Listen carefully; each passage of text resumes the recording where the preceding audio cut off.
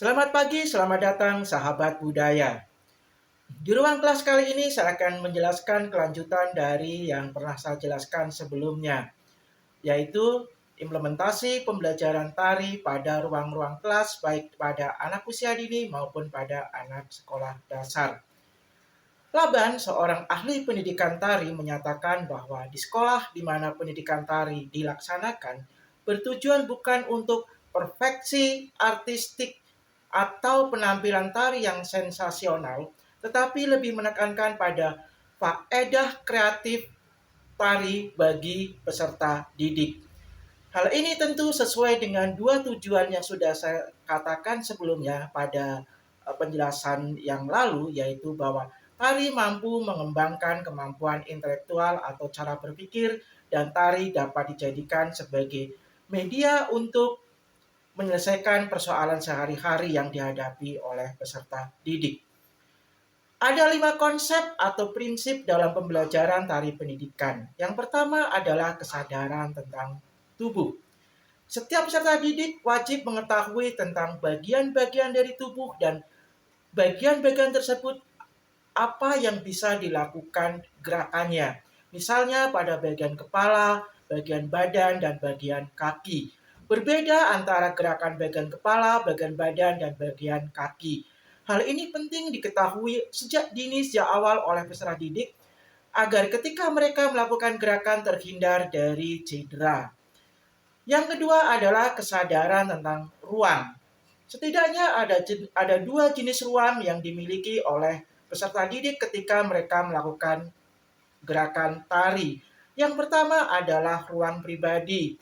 Ruang pribadi adalah sejauh mana anak-anak dapat melakukan gerak tetapi mereka berada di tempat. Dan yang kedua adalah ruang umum atau bisa juga disebut sebagai ruang pentas, yaitu sejauh mana anak-anak bisa melakukan gerak ketika mereka berpindah tempat dari satu tempat ke tempat yang lainnya. Yang ketiga adalah kesadaran tentang waktu.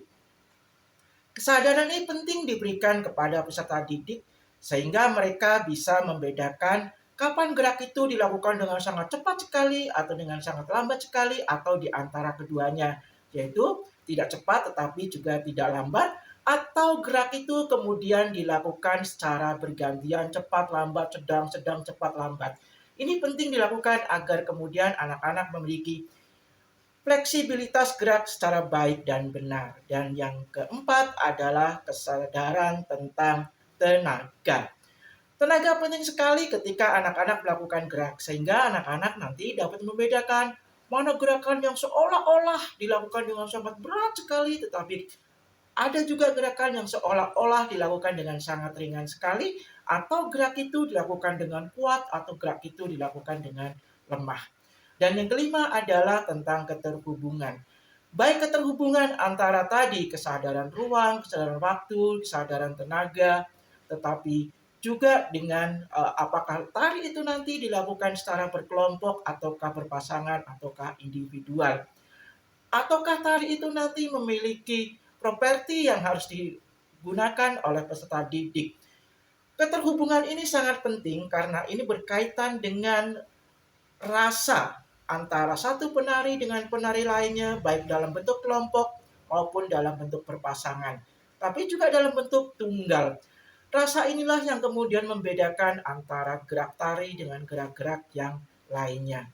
Kelima konsep ini penting sekali kemudian dilakukan guru kepada peserta didik, bahwa nanti gerakannya itu adalah bersumber pada tari tradisi atau non-tradisi itu lain persoalan. Itu hanya selera guru untuk memilih sesuai dengan kompetensi yang dimiliki oleh peserta didik. Hal kelima inilah yang kemudian menjadi bagian penting bagaimana kemudian tari pendidikan mampu mengembangkan kemampuan berpikir secara lateral, secara kreatif maupun secara kolaboratif, kemudian juga secara mandiri pada peserta didik. Demikian penjelasan yang dapat saya sampaikan, dan sampai ketemu kembali pada penjelasan-penjelasan berikutnya. Terima kasih.